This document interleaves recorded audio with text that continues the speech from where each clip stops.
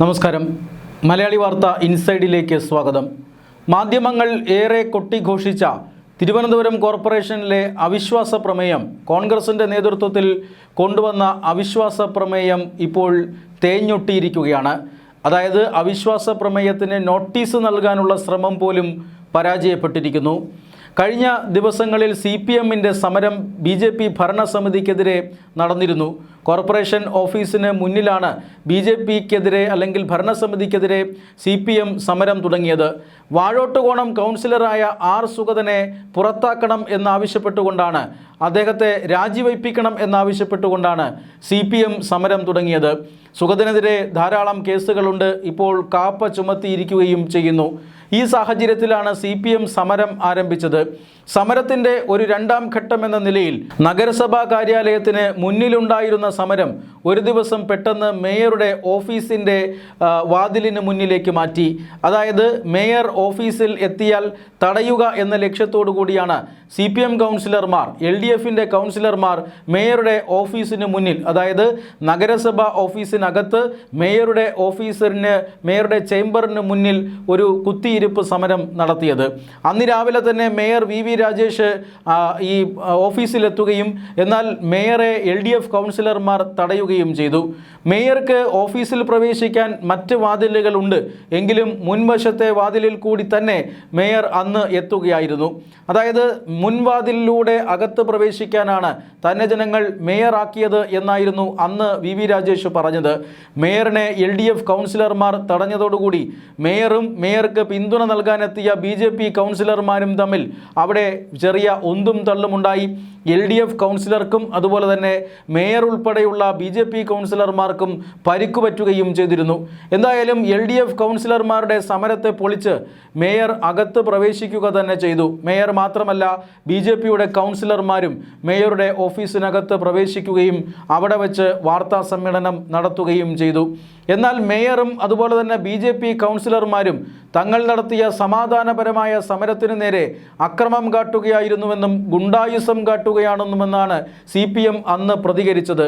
CPM കൗൺസിലർമാരും LDFൻ്റെ പ്രവർത്തകന്മാരും സംയമനം പാലിച്ചതുകൊണ്ടാണ് നഗരസഭയിൽ വലിയൊരു സംഘർഷം ഒഴിവായത് എന്നാണ് CPM അന്ന് പറഞ്ഞത്. എന്തായാലും ഇങ്ങനെ ഒരു സംഘർഷം ഉണ്ടായതിൻ്റെ പശ്ചാത്തലത്തിലാണ് കോൺഗ്രസ് നഗരസഭയിൽ ഭരണസമിതിക്കെതിരെ അവിശ്വാസം കൊണ്ടുവരും എന്ന് പ്രഖ്യാപിച്ചത്. തിരുവനന്തപുരം നഗരസഭയിൽ കോൺഗ്രസിൻ്റെ പാർലമെൻ്ററി പാർട്ടി നേതാവായ ശബരിനാഥനാണ് ഇങ്ങനെ ഒരു പ്രഖ്യാപനം നടത്തിയത്. വൈകുന്നേരം പാർട്ടിയുമായി കൂടിയാലോചിച്ച് അവിശ്വാസ പ്രമേയം കൊണ്ടുവരുന്ന കാര്യത്തിൽ തീരുമാനമെടുക്കുമെന്നാണ് ശബരിനാഥ് രാവിലെ പ്രഖ്യാപിച്ചത്. അന്ന് വൈകുന്നേരം തന്നെ K. മുരളീധരൻ ഉൾപ്പെടെയുള്ള കോൺഗ്രസ് നേതാക്കളുമായി ശബരിനാഥൻ കൂടിക്കാഴ്ച നടത്തി. അതിനുശേഷം അവിശ്വാസ പ്രമേയം അവതരിപ്പിക്കും എന്ന തീരുമാനമെടുത്തു. അത് മാധ്യമങ്ങളെ അറിയിക്കുകയും ചെയ്തു. ഇതോടുകൂടിയാണ് കേരളത്തിലെ മാധ്യമങ്ങൾ തിരുവനന്തപുരം നഗരസഭയിൽ ഇതാ അവിശ്വാസ പ്രമേയം കൊണ്ടുവന്നിരിക്കുന്നു, LDFും UDFും ഈ അവിശ്വാസ പ്രമേയത്തെ ഒരുമിച്ച് അനുകൂലിക്കും, അതോടുകൂടി BJPയുടെ നില പരിങ്ങലിലാകും, BJPക്ക് കേരളത്തിൽ ആദ്യമായി ഭരണം ലഭിച്ച കോർപ്പറേഷനിൽ ഭരണം പ്രതിസന്ധി ഉണ്ടായിരിക്കുന്നു, R. സുഗതൻ ജയിലിലാണ്, ഇതാ സ്വതന്ത്ര കൗൺസിലർമാർ പിന്തുണ പിൻവലിക്കാൻ പോകുന്നു. അങ്ങനെ തലയെണ്ണലും കണക്കുകൾ അവതരിപ്പിക്കലുമായി മാധ്യമങ്ങൾ ഇതിനെ അങ്ങേറ്റെടുക്കുകയായിരുന്നു. യഥാർത്ഥത്തിൽ അവിശ്വാസ പ്രമേയം അവതരിപ്പിക്കാൻ പോലും കോൺഗ്രസിന് സാധിക്കുമോ? അത്തരം കണക്കുകളും വസ്തുതകളും പക്ഷേ കേരളത്തിലെ മാധ്യമങ്ങൾ പരിശോധിച്ചില്ല. അതാണ് BJPയുടെ ആത്മവിശ്വാസവും. ഇത്തരത്തിൽ അവിശ്വാസ പ്രമേയം വരും എന്ന് സൂചന അല്ലെങ്കിൽ എന്ന വാർത്തകൾ പരന്നതോടുകൂടി തന്നെ BJP വലിയ ആത്മവിശ്വാസത്തിലായിരുന്നു. അവിശ്വാസ പ്രമേയം ജനാധിപത്യപരമായി അവതരിപ്പിക്കാൻ അവർക്ക് അവകാശമുണ്ടെന്നും അത് വരട്ടെ എന്നും വളരെ ആത്മവിശ്വാസത്തോടുകൂടി മേയറും അതുപോലെ തന്നെ BJP കൗൺസിലർമാരും പ്രതികരിച്ചിരുന്നു. അപ്പോഴും മാധ്യമങ്ങൾ കേരളത്തിൽ അല്ലെങ്കിൽ തിരുവനന്തപുരം കോർപ്പറേഷനിൽ BJPയുടെ ഭരണ പ്രതിസന്ധിയെക്കുറിച്ചാണ് ചർച്ച ചെയ്തത്. യഥാർത്ഥത്തിൽ വസ്തുതകൾ അതൊന്നുമല്ല. 34 അംഗങ്ങൾ ഒപ്പിട്ട് നൽകിയാൽ മാത്രമേ അവിശ്വാസ പ്രമേയ നോട്ടീസ് പോലും നൽകാൻ കഴിയൂ. അതിനുശേഷം അവിശ്വാസ പ്രമേയം ചർച്ചയ്ക്കെടുക്കാൻ മേയർ തീരുമാനിക്കണം. പക്ഷേ 34 അംഗങ്ങളുടെ പിന്തുണ അതിനു മുമ്പ് നോട്ടീസിൽ വേണം. അതിൽ 34 അംഗങ്ങൾ ഒപ്പിട്ടിരിക്കണം. എന്നാൽ അവിശ്വാസ പ്രമേയം കൊണ്ടുവരാൻ തീരുമാനിച്ച കോൺഗ്രസിന് കോർപ്പറേഷനിലുള്ളത് വെറും 20 അംഗങ്ങൾ മാത്രമാണ്. ഇത് മനസ്സിലാക്കാതെയാണ് മാധ്യമങ്ങൾ വലിയ ഒരു ഹൈപ്പ് ഈ വാർത്തയ്ക്ക് നൽകിയത്. CPM പിന്തുണയ്ക്കുമെന്നാണ് മാധ്യമങ്ങളെല്ലാം വിചാരിച്ചത്. പക്ഷേ CPMന് രാഷ്ട്രീയമായി എങ്ങനെയാണ് ഈ അവിശ്വാസ പ്രമേയത്തെ പിന്തുണയ്ക്കാൻ സാധിക്കുക? തൊട്ടപ്പുറത്ത് നഗരസഭാ കാര്യാലയത്തിൻ്റെ തൊട്ടപ്പുറത്ത് തിരുവനന്തപുരത്ത് നിയമസഭാ മന്ദിരമുണ്ട്. ആ നിയമസഭാ മന്ദിരത്തിൽ തമ്മിലടിക്കുന്നത് കോൺഗ്രസും CPMും തമ്മിലാണ്, LDFും UDFും തമ്മിലാണ്. പൊരിഞ്ഞ വാക്കേറ്റം നിയമസഭാ മന്ദിരത്തിൽ നടക്കുകയാണ്. വീര്യം കുറഞ്ഞ മദ്യം, ആ മദ്യ നയത്തിനെതിരെ വലിയ ആരോപണങ്ങൾ കോൺഗ്രസിനും UDFിനുമെതിരെ LDF ഉയർത്തുന്നു. തിരിച്ച് ഇങ്ങോട്ടും ഭരണപക്ഷവും വലിയ ആരോപണങ്ങൾ, അതായത് കഴിഞ്ഞ 10 വർഷത്തെ കെടുകാര്യസ്ഥതയ്ക്കെതിരെ ധവളപത്രം അടക്കം ഇറക്കിക്കൊണ്ട് LDFിനെ മാനം കെടുത്തിയിരിക്കുകയാണ് UDF. ഈ രാഷ്ട്രീയ പോരാട്ടത്തിനിടയിൽ എങ്ങനെയാണ് തൊട്ടിപ്പുറത്ത് നഗരസഭയിൽ UDFുമായി ചേർന്നിരിക്കാൻ CPMന് സാധിക്കുക? രാഷ്ട്രീയമായി അത് അസാധ്യമായ കാര്യമാണ് എന്ന് തിരുവനന്തപുരത്തെ അല്ലെങ്കിൽ കേരളത്തിലെ രാഷ്ട്രീയ സാഹചര്യം അറിയുന്നവർക്ക് എല്ലാവർക്കും അറിയാം. എങ്കിലും വി ശിവൻകുട്ടിയുടെ പ്രസ്താവനയാണ് മാധ്യമങ്ങൾക്ക് ഇന്ധനം നൽകിയത്. LDFും UDFുമായി പ്രശ്നങ്ങളുണ്ട്, നമ്മൾ തമ്മിൽ രാഷ്ട്രീയ വൈരികളാണ്, പക്ഷേ BJPയുടെ കാര്യത്തിൽ LDFിനും UDFിനും ഒരേ സ്വരമാണുള്ളത് എന്ന് വി ശിവൻകുട്ടി ഒട്ടും ആലോചിക്കാതെ പറഞ്ഞു. എന്ന് പറഞ്ഞാൽ UDFും BJPയുമായി രഹസ്യ ബാന്ധവത്തിലാണ് എന്ന് CPM ആരോപിക്കുന്നുണ്ടല്ലോ, ആ ആരോപണങ്ങൾ തെറ്റാണ് എന്ന് വി ശിവൻകുട്ടി സമ്മതിക്കുകയായിരുന്നു. എന്തായാലും അവിശ്വാസ പ്രമേയം അവതരിപ്പിക്കുന്നത് സംബന്ധിച്ച ചർച്ചകൾക്ക് CPMനെ തങ്ങൾ ക്ഷണിച്ചുവെന്നാണ് ശബരിനാഥൻ പറയുന്നത്. പക്ഷേ CPM ആ ഭാഗത്തേക്കേ പോയില്ല. മാത്രമല്ല CPMന്റെ ജില്ലാ സെക്രട്ടറി വി ജോയ് പാർട്ടിയുടെ അഭിപ്രായം പറഞ്ഞു. അതായത് ശിവൻകുട്ടിയെ തള്ളിക്കൊണ്ടാണ് പാർട്ടിയുടെ അഭിപ്രായം അദ്ദേഹം പറഞ്ഞത് കോൺഗ്രസുമായി ഇപ്പോൾ സഹകരിക്കേണ്ട യാതൊരു രാഷ്ട്രീയ സാഹചര്യവും തിരുവനന്തപുരത്തില്ല. ഈ അവിശ്വാസ പ്രമേയം കൊണ്ട് BJP ഭരിക്കുന്ന തിരുവനന്തപുരം കോർപ്പറേഷനിലെ ഭരണസമിതിയെ അട്ടിമറിക്കാൻ കഴിയില്ല. അതുകൊണ്ട് വെറുതെ എന്തിനാണ് UDFും LDFുമായി ഒരു കൈകോർക്കൽ ഇവിടെ എന്ന ചോദ്യമാണ്. ഇത് നയപരമായ പ്രശ്നമാണ്. പാർട്ടിയോട് ആലോചിക്കാതെ ഒന്നും പറയാൻ കഴിയില്ല. തൽക്കാലം കോൺഗ്രസുമായി ഞങ്ങൾ കൈകോർക്കുന്നില്ല എന്ന് CPM പറഞ്ഞതോടുകൂടി അവിശ്വാസ പ്രമേയ നീക്കം പരാജയപ്പെട്ടു പോവുകയാണ് ചെയ്തത്. ഈ രാഷ്ട്രീയ സാഹചര്യത്തിൽ അവിശ്വാസ പ്രമേയത്തിന് നോട്ടീസ് നൽകാൻ പോലും കോൺഗ്രസിന് കഴിയില്ല. ഈ സാഹചര്യത്തിൽ അവിശ്വാസ പ്രമേയ നീക്കം കോൺഗ്രസ് ഉപേക്ഷിച്ചു എന്നാണ് മനസ്സിലാക്കാൻ സാധിക്കുന്നത്. ഇന്ന് കോർപ്പറേഷന്റെ നിർണായകമായ കൗൺസിൽ യോഗം നടക്കുകയാണ്. ഈ കൗൺസിൽ യോഗത്തിൽ കൗൺസിലർ ആർ സുഗതന് പങ്കെടുക്കാൻ കഴിയില്ല. നേരത്തെ നടന്ന ഒരു കൗൺസിൽ യോഗത്തിലും ആർ സുഗതന് പങ്കെടുക്കാൻ കഴിഞ്ഞിരുന്നില്ല. ഇന്നത്തെ കൗൺസിൽ യോഗം കൂടി കഴിയുമ്പോൾ 2 കൗൺസിൽ യോഗങ്ങളിൽ ആർ സുഗതന് പങ്കെടുക്കാൻ കഴിയില്ല.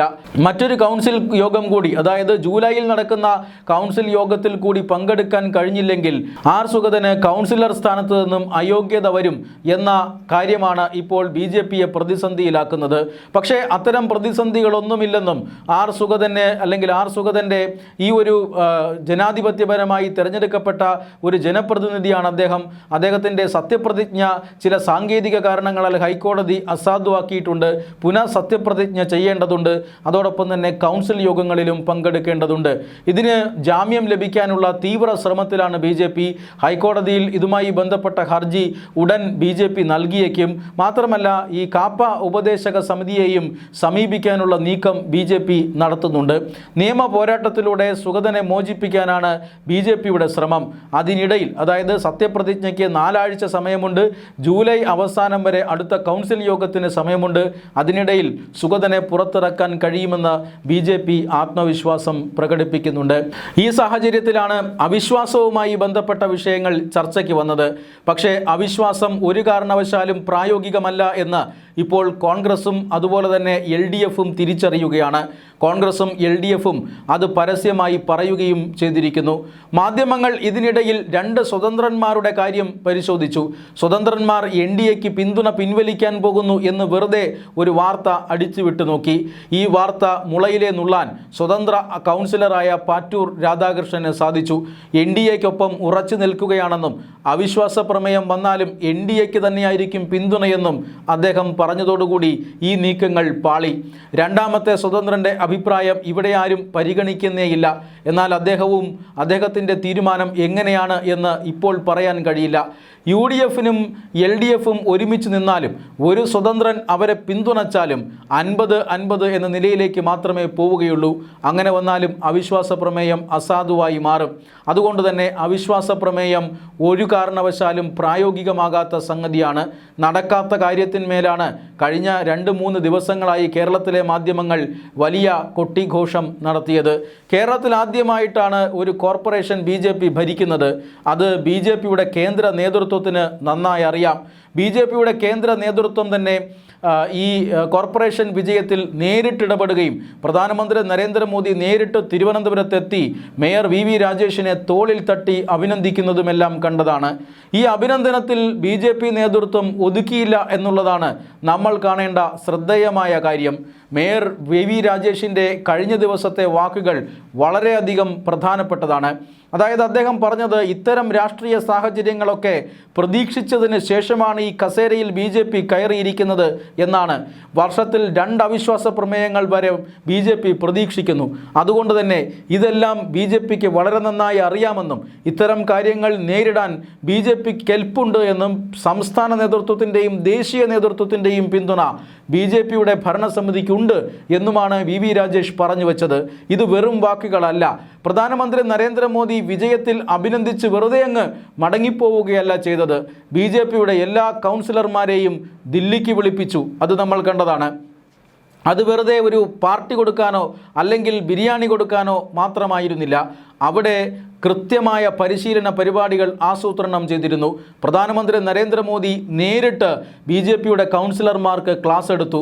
BJPയുടെ മുൻനിര നേതാക്കന്മാർ, BJPയുടെ മന്ത്രിമാർ, ദില്ലിയിലെ പ്രധാനപ്പെട്ട പാർട്ടി പ്രവർത്തകന്മാർ ഇവരെല്ലാം തന്നെ എങ്ങനെയാകണം തിരുവനന്തപുരം കോർപ്പറേഷൻ്റെ ഭരണം മുന്നോട്ട് കൊണ്ടുപോകേണ്ടത്, എങ്ങനെ ഒറ്റക്കെട്ടായി നിൽക്കും, ഒരു കൗൺസിലറിൻ്റെ മാത്രം ഭൂരിപക്ഷത്തിൽ നിൽക്കുമ്പോൾ പ്രതിപക്ഷത്തെ എങ്ങനെ നിർവീര്യമാക്കാം എന്നിങ്ങനെയുള്ള പല തന്ത്രങ്ങളും BJP കൗൺസിലർമാരെ പരിശീലിപ്പിച്ചിട്ടുണ്ട്.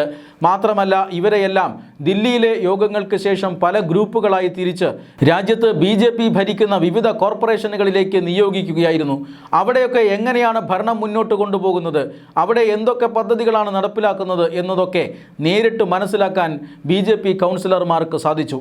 ഇങ്ങനെ വളരെ ശക്തമായ ഒരു ഓൺ ദ ജോബ് ട്രെയിനിങ് നൽകിയതിനു ശേഷമാണ് BJP ഭരണസമിതിയെ ഇങ്ങോട്ടേക്ക് BJPയുടെ കേന്ദ്ര നേതൃത്വം തിരികെ അയച്ചത്. എന്ന് പറഞ്ഞാൽ BJPയുടെ കേന്ദ്ര നേതൃത്വത്തിൻ്റെ നേരിട്ടുള്ള മേൽനോട്ടത്തിലും നിരീക്ഷണത്തിലുമാണ് BJP ഭരണസമിതി തിരുവനന്തപുരം കോർപ്പറേഷൻ ഭരിക്കുന്നത്. അതുകൊണ്ട് തന്നെ അവിശ്വാസ പ്രമേയവുമായി കോൺഗ്രസിനോ അതുപോലെ കമ്മ്യൂണിസ്റ്റ് പാർട്ടിക്കോ CPM-നോ വളരെ എളുപ്പത്തിൽ അങ്ങനെ BJP ഭരണസമിതിയെ സമീപിക്കാൻ കഴിയില്ല. BJP ഭരണസമിതിയെ അട്ടിമറിക്കണമെങ്കിൽ വലിയ രാഷ്ട്രീയ നീക്കങ്ങൾ ആവശ്യമാണ്. മാത്രമല്ല ഇക്കാര്യത്തിൽ വളരെ പ്രധാനപ്പെട്ട മറ്റൊരു കാര്യം കൂടിയുണ്ട്. BJPക്ക് ആദ്യമായിട്ടാണ് ഒരു കോർപ്പറേഷനിൽ ഭരണം ലഭിക്കുന്നത്. ഭരണപരിചയക്കുറവ് തീർച്ചയായും ഉണ്ടാകും എന്നാണ് UDF-ഉം LDF-ഉം കരുതിയത്. ഭരണപരിചയമില്ലാതെ BJP എന്തെങ്കിലുമൊക്കെ കാട്ടിക്കൂട്ടുമെന്നും പ്രതിപക്ഷത്തിരുന്ന് സ്കോർ ചെയ്യാമെന്നും ഇടയ്ക്ക് പറ്റുമെങ്കിൽ ഭരണസമിതിയെ അട്ടിമറിക്കാമെന്നുമൊക്കെ കോൺഗ്രസും CPM-ഉം കണക്ക് കൂട്ടിയിരിക്കണം. പക്ഷേ അത്തരമൊരു ഭരണസമിതി പരിചയമില്ലാത്ത ടീമല്ല BJPയുടെ തിരുവനന്തപുരം കോർപ്പറേഷനിലെ ഭരണസമിതിയിലുള്ളത്. കഴിഞ്ഞ 10 വർഷം BJPക്ക് 35 അംഗങ്ങൾ കോർപ്പറേഷനിലുണ്ട്. കഴിഞ്ഞ 10 വർഷമായി BJP പ്രധാന പ്രതിപക്ഷമാണ് തിരുവനന്തപുരം കോർപ്പറേഷനിൽ. 2015 നടന്ന തെരഞ്ഞെടുപ്പിൽ 35 അംഗങ്ങളും 2020 നടന്ന തെരഞ്ഞെടുപ്പിൽ 35 അംഗങ്ങൾ BJPക്ക് ലഭിച്ചിട്ടുണ്ട്. അതായത് 10 വർഷം കോർപ്പറേഷൻ്റെ എല്ലാവിധ ഭരണപരിചയവുമുള്ള 35 അംഗങ്ങളെങ്കിലും മുതിർന്ന അംഗങ്ങളെങ്കിലും ഇപ്പോഴത്തെ ഭരണസമിതിയിലുമുണ്ട്. അതുകൊണ്ട് തന്നെ ഈ ഭരണസമിതിയെ ഭരണപരിചയമില്ലാത്ത ഭരണസമിതി എന്ന് പറയാൻ കഴിയില്ല. സമരങ്ങളിലൂടെ അല്ലെങ്കിൽ മുൻകാല ഭരണസമിതികളുടെ അഴിമതിക്കെതിരെ പോരാടി രംഗത്ത് വന്ന കൗൺസിലർമാരാണ് ഇന്ന് അധികാരത്തിലുള്ളത്. ഇതും BJPക്ക് ഒരു പ്ലസ് പോയിൻ്റാണ്. സംസ്ഥാന നേതൃത്വവും കേന്ദ്ര നേതൃത്വവും BJPയുടെ കോർപ്പറേഷൻ ഭരണസമിതിക്ക് തൊട്ടു പിന്നിലുണ്ട്. എന്തു വമ്പൻ കളി കളിക്കാനും ഇവർ ഒരുക്കമാണ്. ഇത് CPIM-ന് നന്നായി അറിയാം. അതുകൊണ്ട് തന്നെയാണ് കോൺഗ്രസുമായി ഈ ഘട്ടത്തിൽ കൈകോർക്കാത്തത്. പ്രത്യേകിച്ച് പിണറായി വിജയനും അദ്ദേഹത്തിൻ്റെ മകൾക്കുമെതിരെ EDയുടെ അന്വേഷണം നടക്കുന്നുണ്ട്. നിലവിൽ വീണ വിജയനെതിരെ ആണ് അന്വേഷണമെങ്കിലും മുഖ്യമന്ത്രിയുടെ വീട്ടിലെ ഒരു അംഗത്തിനും ഇതിൽ പങ്കുണ്ട് എന്ന് ED ഇപ്പോൾ എത്തിച്ചേർന്നിരിക്കുന്നു.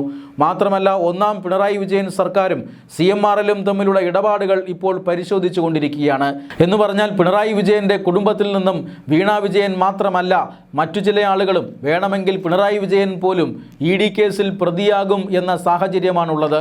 ഈ രാഷ്ട്രീയ സാഹചര്യത്തിൽ BJPയെ അട്ടിമറിക്കുന്ന യാതൊരു കാര്യവും CPMന് ചെയ്യാൻ കഴിയില്ല. അത് BJPക്കും CPMനും നന്നായി അറിയാം. അതുകൊണ്ട് തന്നെയാണ് കോൺഗ്രസിൻ്റെ അവിശ്വാസ പ്രമേയത്തിന് അവർ കൈകൊടുക്കാത്തത് എന്ന് വ്യക്തമാണ്. 5 വർഷവും തങ്ങൾ തന്നെ ഭരിക്കും എന്ന് BJP കൃത്യമായി പറയുന്നുണ്ട്. ഒരു പടി കൂടി കടന്ന് മേയർ 15 വർഷം ഞങ്ങൾ ഭരിക്കും തിരുവനന്തപുരം നഗരസഭ എന്നും പറഞ്ഞു വയ്ക്കുന്നുണ്ട്. അടുത്ത 15 വർഷക്കാലം കൊണ്ട് തിരുവനന്തപുരം നഗരത്തെ മറ്റൊരു പ്രധാനപ്പെട്ട ഇന്ത്യയിലെ വൻകിട നഗരമാക്കി മാറ്റുക എന്ന ലക്ഷ്യമാണ് BJPക്കുള്ളത്. തിരുവനന്തപുരം കോർപ്പറേഷനിൽ വെറുതെ അങ്ങ് ഭരണത്തിൽ കയറി ഇരിക്കുകയല്ല BJP ചെയ്യുന്നത്. കാര്യങ്ങൾ വളരെ പ്രൊഫഷണലായി തന്നെ കൈകാര്യം ചെയ്യുന്നുണ്ട്. രാഷ്ട്രീയമായി എന്ത് സഹായവും വേണമെങ്കിലും നൽകണമെന്ന് എല്ലാ കേന്ദ്ര മന്ത്രാലയങ്ങളോടും BJP കേന്ദ്ര നേതൃത്വം നിർദ്ദേശിച്ചിരിക്കുകയാണ്. തിരുവനന്തപുരം മേയർ എന്ത് ചോദിച്ചാലും അത് കൃത്യമായി വേഗത്തിൽ പരിഗണിക്കണമെന്നാണ് കേന്ദ്ര മന്ത്രാലയങ്ങൾക്ക് BJP കേന്ദ്ര നേതൃത്വം നൽകിയിരിക്കുന്ന നിർദ്ദേശം.